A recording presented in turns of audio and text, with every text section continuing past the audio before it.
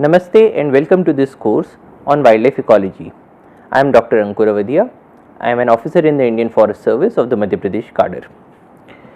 So, this course is going to have 12 modules with 3 lectures in each module, and we begin with the first module, that is the introduction to the course. In this module we will be having 3 lectures. First is introduction to the course, second is a historical overview of ecology, and third is ecology and evolution. So, let us begin this course with a story. Now, this story concerns a girl who lives in a village. So, let us call this girl as Miss X, and she is living in a village. This village is a very beautiful village. It is surrounded by some beautiful hills. It has a river that passes through it. It has some trees around, some grasslands, some fields, and this girl is fond of looking at nature, and she is very fond of looking at different kinds of birds that are found in this village. So, there are some flying birds, there are some water birds, there are some ground dwelling birds, there are some parakeets that live on the trees, and so on. But then this village also has a lot of infestation of mosquitoes, and mosquitoes result in malaria, which is a major issue in this village. So, one day the government decides that let us take a plane full of insecticides to this village and spray this village with the insecticides to kill off the mosquitoes. A very fine idea, a number of people would say. So, and mind you, the chemical that is being sprayed here is an insecticide, it only kills insects, or so the company claims. So, the village is sprayed with insects, and lo and behold, the girl finds that after a short while all her beautiful birds that were there in the village die off. Now, this story might appear hypothetical, but we are observing such instances in a number of places around the world.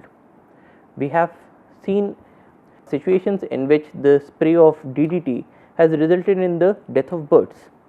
Now, if you spray DDT in a very low concentration, because to kill a mosquito you do not require a very huge amount of DDT.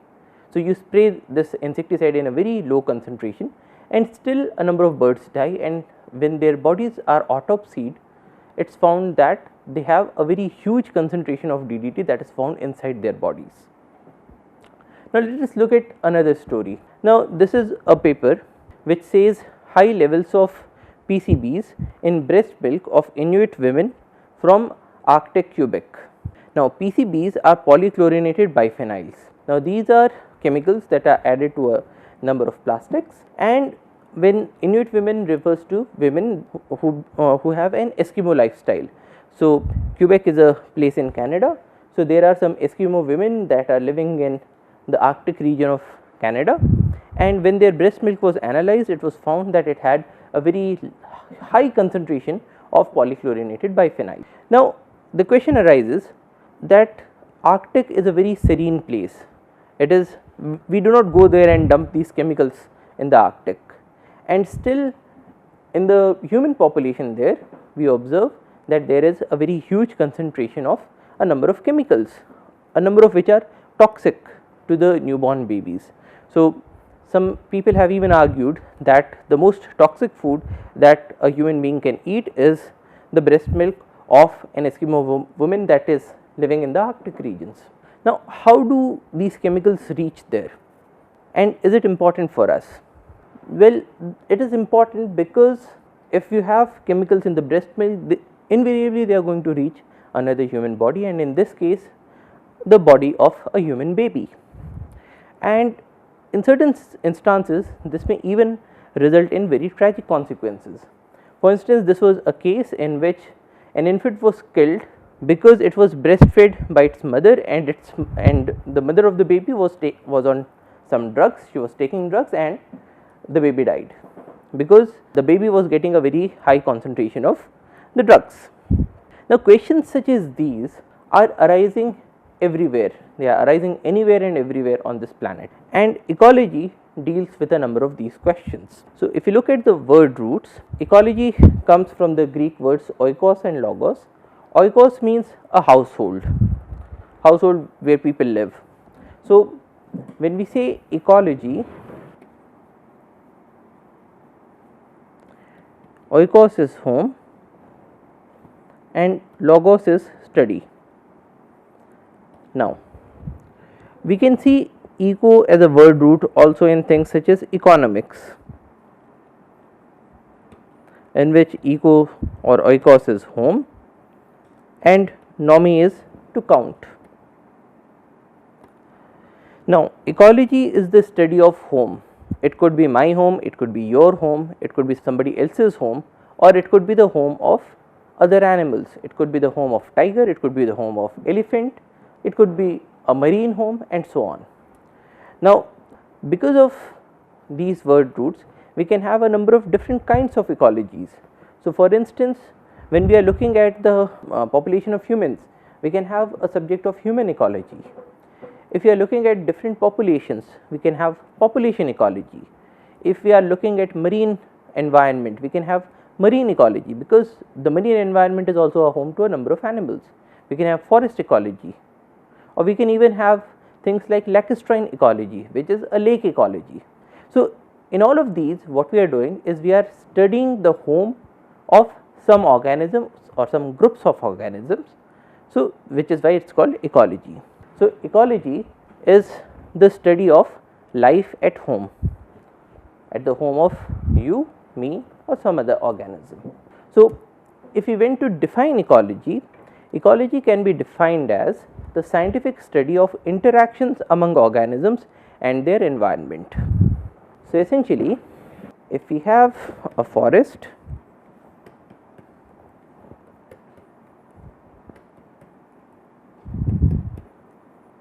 and then we have some animals here in the forest. So, let us say that we have an elephant in the forest. Now, this elephant would be deriving its nutrients from these trees, or maybe from the grasses below. So, they also act as food. Now, and when this animal is living in the forest, there might also be some other animal in this forest. So, let us have, so here we have say another animal. Let us say that this animal is a sambar, and this sambar also eats this grass. So, we could have competition between both of these animals. So, this animal, our elephant, is interacting with the trees, it is interacting with the sambar, it is interacting with a number of other organisms, and it is also interacting, and it is also dependent on the environment that is here. So, for instance, it would depend on the amount of sunlight that is there. If it is very hot or if it is very cold, then probably this animal might not be able to live in that area. Probably this animal might have to migrate from this area. Or for instance, if we have a river that is passing through this area, and if this river dries out, so this animal is now not getting enough water, so it might have to move out. So, ecology is the study of all of these. So, ecology is the scientific study of interactions among organisms and their environment. So, in this system, we have the organisms, we have the environment, and we are studying all of these interactions. Another definition could be that the ecology is the scientific study of interactions that determine the distribution and abundance of organisms. So, what we are looking here is the distribution of animals or organisms and the abundance of organisms. Now, to take another example, suppose we have this mountain, and in this mountain at this level we have an average temperature of say around 20 degrees Celsius, and as we move up the temperature reduces. So, in this region we have around 15, 10, 5, 0, and this area has an annual average temperature of minus 5 degrees Celsius. Now, the organisms that are found in this zone, let us call it zone 1, will be very different from the organisms that are found in zone 2, and extremely different from the organisms that are found in, let us say this is 3, 4, 5, 6. So, in zone 6. Now, if you look at the definition again, ecology is the scientific study of the interactions that determine the distribution and abundance of organisms. Now, what we will be asking here in the case of ecology is what organisms are found in this zone, what organisms are found in this zone, and so on. And if they are different, why are they different? Is it because of the temperature? Is it because of wind? Is it because of less amount of sunshine that this region gets, or is it because of less amount of moisture or differences in moisture that are there in different areas? So, what are these factors that are determining the distribution of these organisms? And secondly, what are the factors that are determining the abundance of these organisms? Now, when we say abundance, what we are referring to is that if we take any of these parameters, so let us say temperature, and we look at the number of organisms per square kilometer, number of organisms of species X per square kilometer.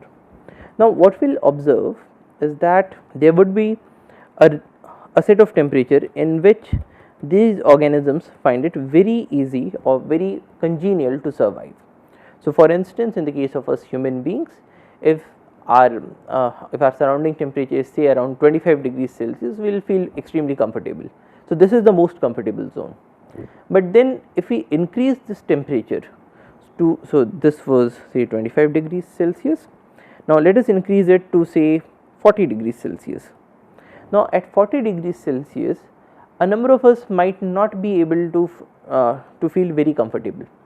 So, there would be some people who would find it comfortable, but there would be a very huge chunk of people who would find it relatively uncomfortable. So, little less number of organisms would be found in this region. Or let us increase the average temperature to say 60 degrees Celsius, and probably 1 or even 0 of us human beings would be found in that region, in that temperature range. Now, similarly, if we reduce the temperature to say 10 degrees Celsius, we would find that less number of people are able to find this temperature to be congenial. If we reduce it to even less, to say 0 degrees Celsius, probably very few of us would be able to live there. So, we can now draw a curve that is something like this.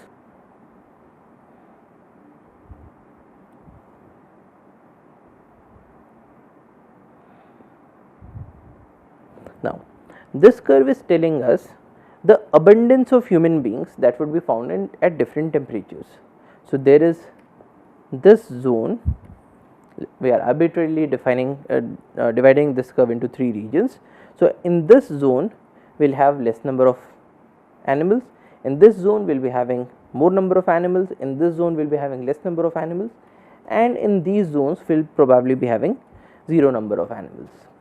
Now, similarly for every organism, so for elephant there would be a certain range of temperature in which it will find congenial to survive. For the case of tigers, there would be a very different range of temperatures. For polar bears, it will be a very different zone. So, in the case of polar bears, we could even have a situation in which we have a maximum somewhere here. So, polar bears would probably prefer to live somewhere say around 1 or 2 degrees average temperature, or maybe even lesser. Now, when we look at ecology, what we are asking is the interactions that are determining the distribution and abundance of organisms. So, distribution, what are the areas in which these organisms are able to live, and abundance, what is their number. Now, these are physical factors, but we could also have a number of biological factors. So, for instance, in a forest in which you have ample number of prey animals. So, if you have a forest in which you have a substantial population of cheetal or sambar, you would find tigers that are living in that area. But if you have another forest in which we have very less number of cheetals and sambars, then probably tigers will not survive in that area because they are not getting enough food. So, you can even have a number of biological factors. Or for instance, if you have a forest in which you have a very huge density of tigers, then probably leopards will not be able to live in that area because they cannot compete with tigers.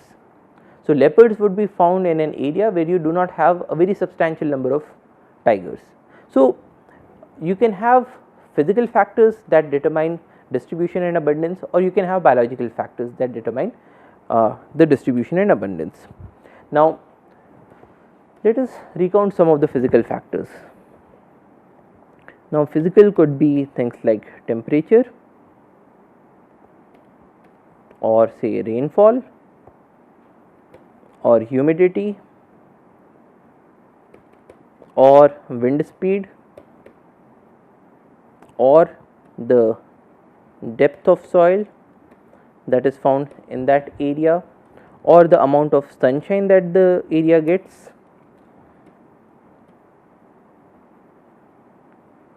or in the case of marine environments we could even have things like the amount of salinity that is there in a particular segment of water, or things such as the amount of sediment load that is there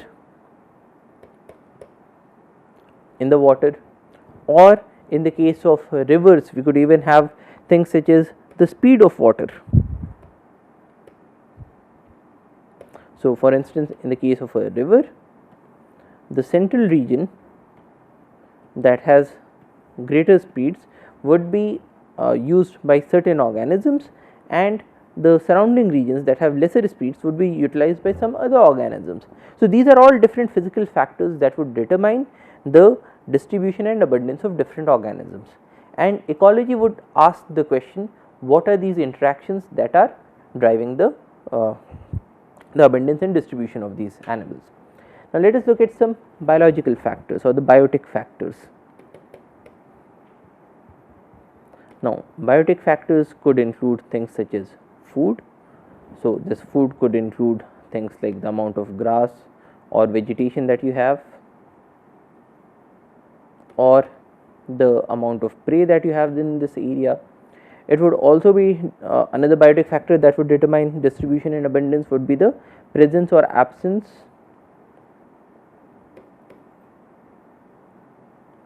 of predators in the area. So, if an area is having a very huge population of tigers, then probably cheetal and samba would not prefer to live in that area because they will get eaten if they live there. Or you can have things such as parasites, or you can have things like diseases. So, a number of these factors play a role in determining the abundance and distribution of the animals, and ecology is the scientific study of all these different factors and their interactions that are determining the distribution and abundance of organisms. So, what do we actually study in ecology? So, this was the theoretical basis, but what do we actually look at in ecology? Well, we look at habitats. Habitat is the home of an animal, the natural home or the abode of the animal. So, for instance, this is the Indian wild ass, and this lives in these sorts of habitats. So, we have this Indian wild ass sanctuary in Gujarat, and as you can see, this is a very plain topography area. It hardly has any vegetation in most of the areas. There are some hills that have slight amount of vegetation. Then this is a very dry area. It has a lot of saline soil. So, ecology would go out and study what are the kinds of habitats that are there in different areas, and how are these different habitats determining whether this organism is able to survive in that area or not. So, for instance, we find Indian wild ass only there. We do not find it in, say, West Bengal, because the habitats that are provided or that are available in West Bengal are very different from the habitats that are available in Gujarat.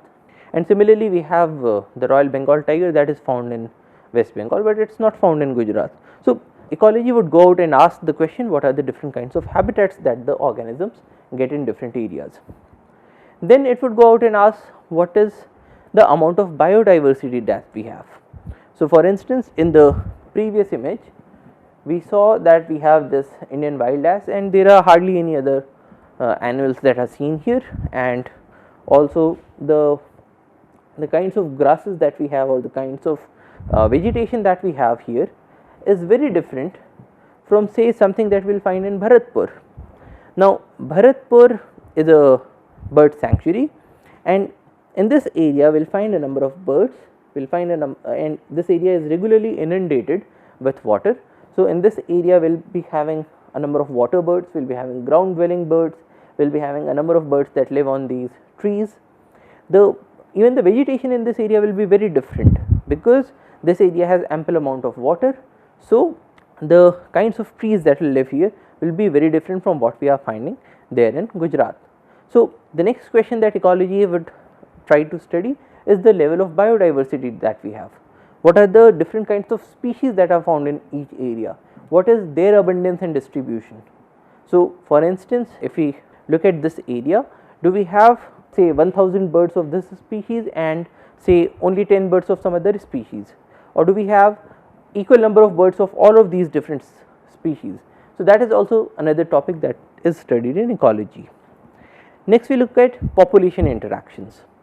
Now, population is a group of animals that are living together and they belong to the same species. So, for instance, in this image we can see a troop of macaques. So, we have these macaques, and if you look at these two animals, this animal is grooming this second animal. So, what are the kinds of population interactions? How do they behave together? Why do they behave in this manner?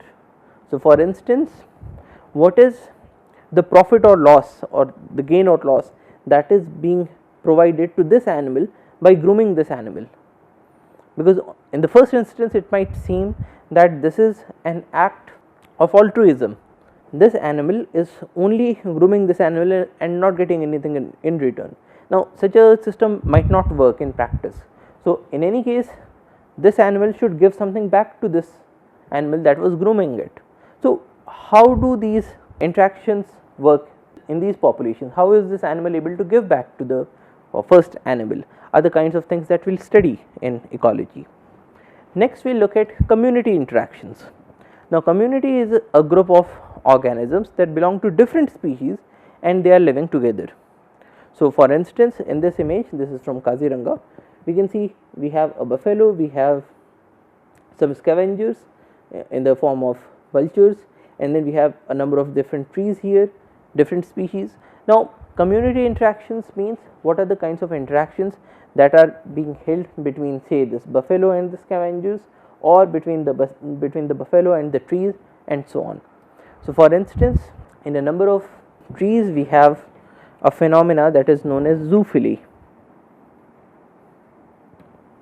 Now, zoophily, zoo is animal and phily is love. Now, zoophily is a situation in which you say have a tree and this tree bears fruits, and then these fruits are eaten up by a bird,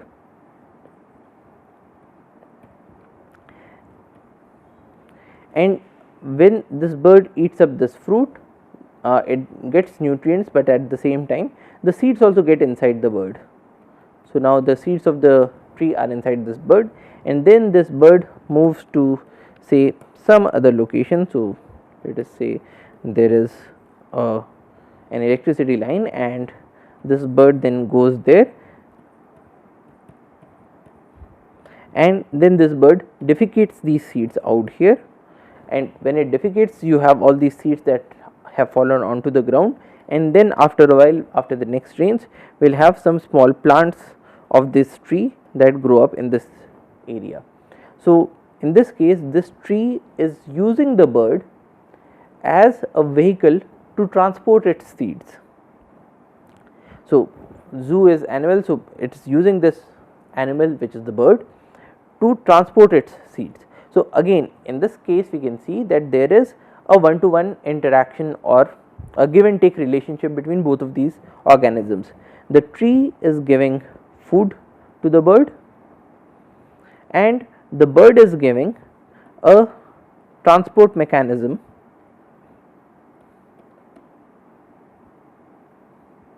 to the tree. So, here we have organisms that belong to two different species and they are interacting in a way that is mutually beneficial to both of these. Now, similarly, in this situation, if we have the buffalo, is it helping the trees or is it harming the trees or some other vegetation? Similarly, if you look at these vultures, are they helping this system or are they harming this system, and how are they doing that? So, these are the kinds of interactions that we observe in a community, and this is also a topic of study in ecology. Now, ecology also looks at the impacts or the effects of different changes that are happening on our earth. So, for instance, this is an image again from Gujarat, and here we can observe a number of goats, and as you can observe, here we have these sand dunes, and we also have a very scanty vegetation. Now, if you have vegetation somewhere, so the roots of the plants are able to bind the soil or are able to bind the sand in this region. Now, if you have goats and if you have a large number of goats that are going there and eating away these plants, what will happen in a short while is that after these plants get removed, this sand will be able to move freely because it is now unbound, and so you will have a situation in which the amount of erosion would increase in the system. Or for instance, earlier this area was having some vegetation, and so we had a situation in which this area is a semi arid area, but once you have removed all of these plants and you do not have any further seeds that remain in this area will become completely barren, it will become a complete desert. So, things such as these, things such as desertification that are being brought about by some human activities are also topics that we study in ecology. So, effects of changes. So, these are some topics that we study in ecology, but how do we study these? So, there are three approaches to ecology. The first is called the theoretical approach. Now, in the theoretical approach, we use equations and models in an ab initio manner to understand what is going on in the system. So, for instance, to give an example, you have say a predator and you have a prey population. Now, if the number of prey increases, then we will observe that the number of predators would also increase because they are getting more amount of food, and because they are getting more amount of food, they will be able to devote more resources to reproduction. So, an increase in the prey population would increase the predator population. But then if you have more number of predators because of this increase, that would provide a negative feedback. So, a negative feedback to the prey population, because you have more number of predators, so these predators would be preying upon the prey population and would reduce their numbers. So, this would reduce it down. Now, if this number reduces, if the number of prey animals reduces, that would again go back and reduce the population of the predators, and when that number reduces, that would again give a feedback that would increase the prey population. So, to put it in other words, if you have more prey, that would give you more predators. Now, if you have more predators, that would result in which a number of prey animals are eaten up, which would result in less prey. Now, if you have less prey, so you will have less amount of food that is available to the predators. So, that would result in less number of predators, because less number of prey population is able to support a lesser number of predator population. Now, if you have less number of predators, the prey would be able to increase. So, then we would be having more number of preys. Now, this is something that we can understand intuitively. Now, if we go to the theoretical approach, so theoretical approach would begin with such a framework and would then go on and define different equations and different models through which we can understand this system. So, for instance, if you have prey population that is represented by small p and predator population that is represented by capital P. So, our theoretical approach would ask that if you have this prey population, it would be a function of the predator population and the existing prey population, and what would be the equation through which we can model this system. And we will have an example. So, this system is governed by what we call as the Lotka-Volterra equations, and we will have a greater look at this system in more detail in one of the later lectures. Now, the second approach to ecology is a laboratory approach. So, laboratory approach uses the scientific method of formulating hypotheses and testing them through experiments. So, to give an example, suppose we have this area and so suppose this is a pond, and in this pond we are having a very less amount of algae.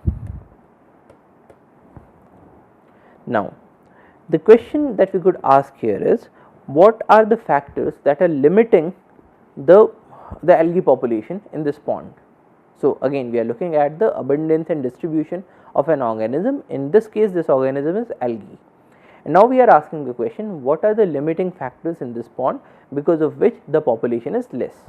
So, what we can do in this case is that we can divide this pond into different regions. So, we can set up curtains, and once we have set up these curtains, we have these different regions 1, 2, 3, 4, 5, 6, 7, 8, 9, 10, 11, 12, 13, 14, 15. Now, once we have set up these curtains, water cannot move from one of these areas to the to another area. So, all of these zones have now become different from each other. Now, what we can do is that, say we have a hypothesis that we have a less population of algae here because there is less amount of nitrogen that is available to the plants. So, in that case, what we will do is that in this area we will add nitrogen. Maybe there is another hypothesis that this could be because of less amount of phosphorus that we have in this area. So, in another area we will add phosphorus, in another area we will add potassium, and so on. So, we can formulate n number of hypotheses, and then we can perform this experiment. We can alter all of these different factors. Maybe you could even have a factor of temperature. So, probably temperature is very less, and so your plants are not able to grow here. So, probably in this area we will put up a heater and will heat up this water, or probably temperature is too high. So, in another area we could reduce the temperature, or in the case of these nutrients we could have a sector in which we reduce nitrogen, we reduce phosphorus, we reduce potassium. In some other areas we add iron, in some other areas we reduce iron.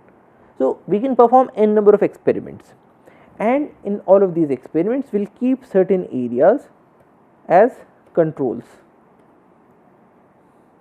So, control is a sector in which we are not doing anything. So, this is how our system was without doing any of the interventions. So, in this approach what we will do is we will formulate hypothesis that we can have these n number of reasons because of which we are having less number of or less population of algae in these waters. We could have a deficiency of certain nutrients, we could have an excess of some nutrients that are becoming toxic to these plants, or maybe we could have less temperature, higher temperature, less amount of sunshine, more amount of sunshine. We can formulate n number of hypotheses, and then we can perform experiments to check all of these. So, we can alter all of these different variables, and then we can check them with the controls. So, probably it turns out that in this experiment, say there was an area in which magnesium was added, magnesium was reduced, or say chloride was added or chloride was reduced, and so on. So, probably it turns up that in all of these different areas nothing changes, but in the area with magnesium we can more number of plants that have come up.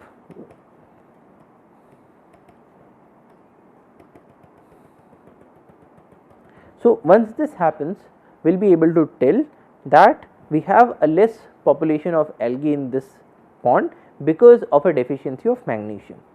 So, this would be a laboratory approach.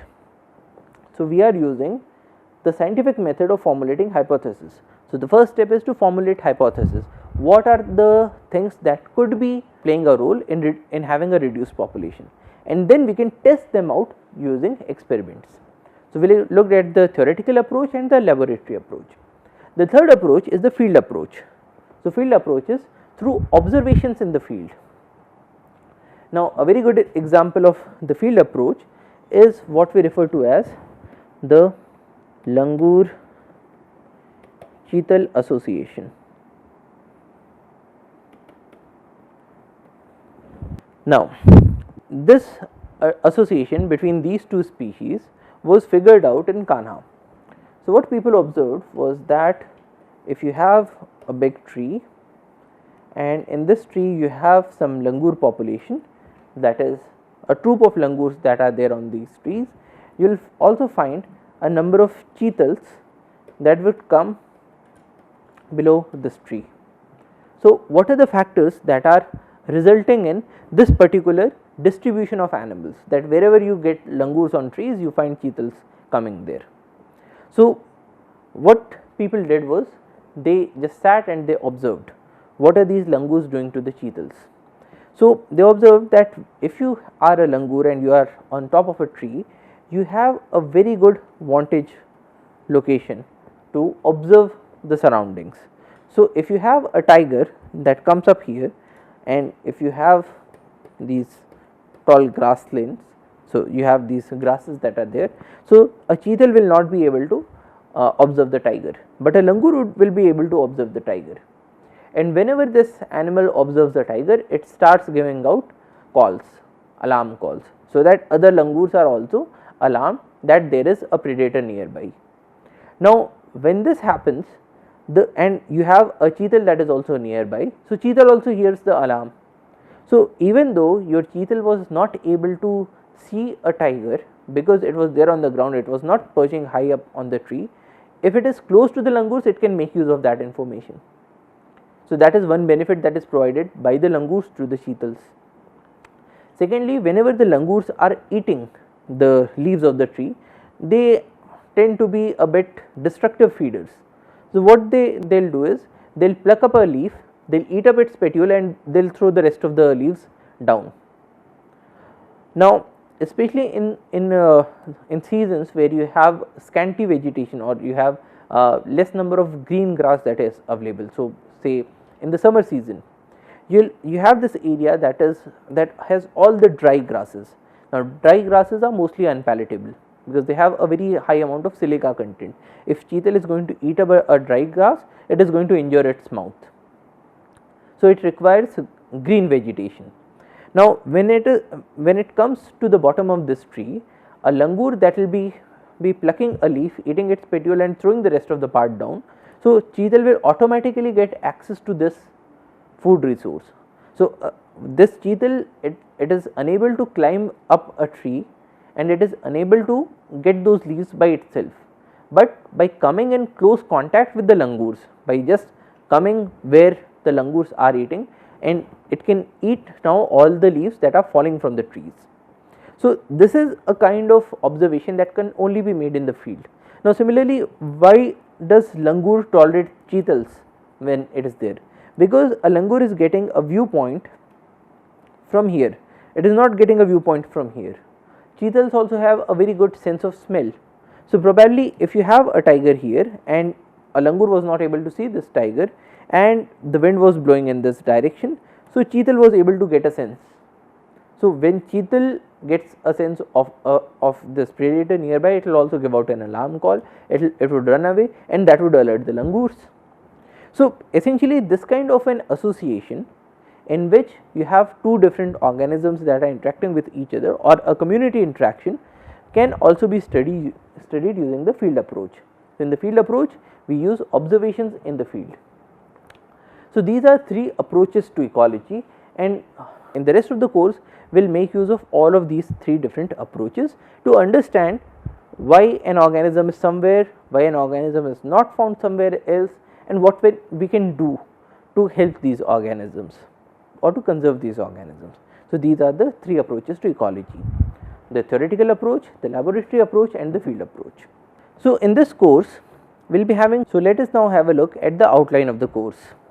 So, we will be having 12 modules in this course.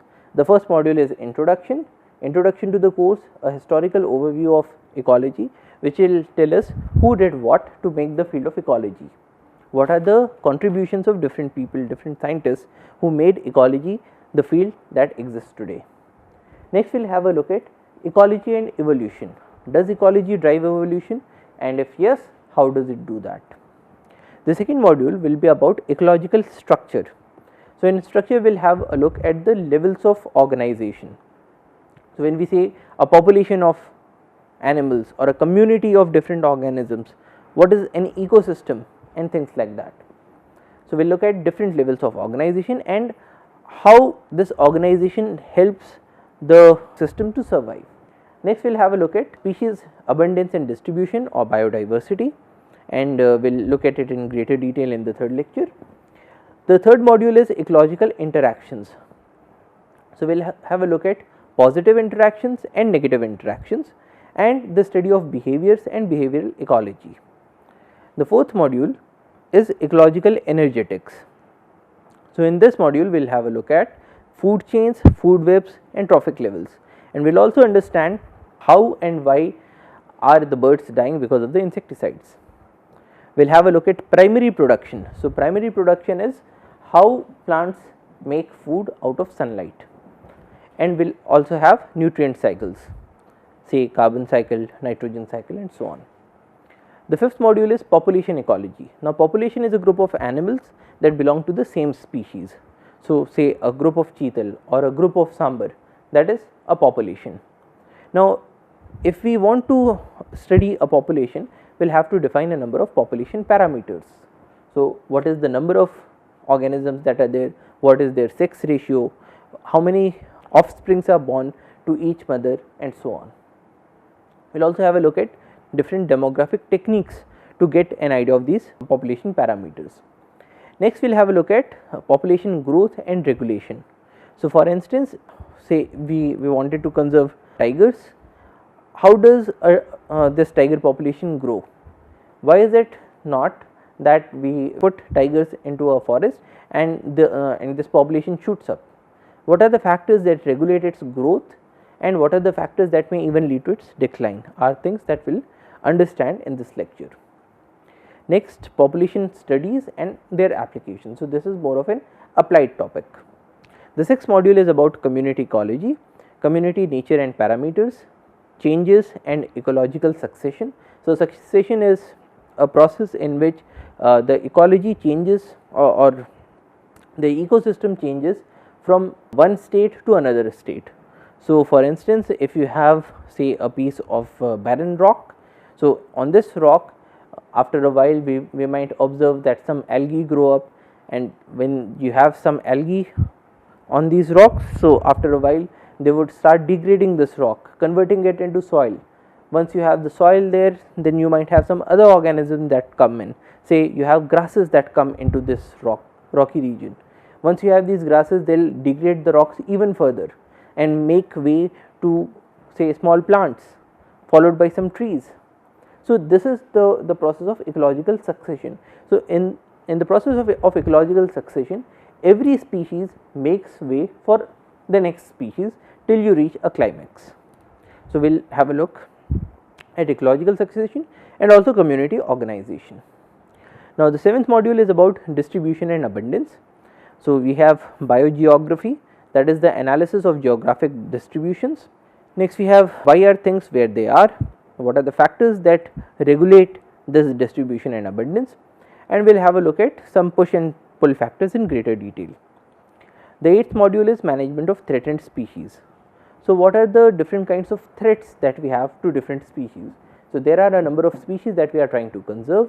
We have tigers, we have elephants and so on. So, what are the threats that are being faced by these species and what can we do to reduce the impacts of these threats? So, we divide it into in situ conservation and ex situ conservation.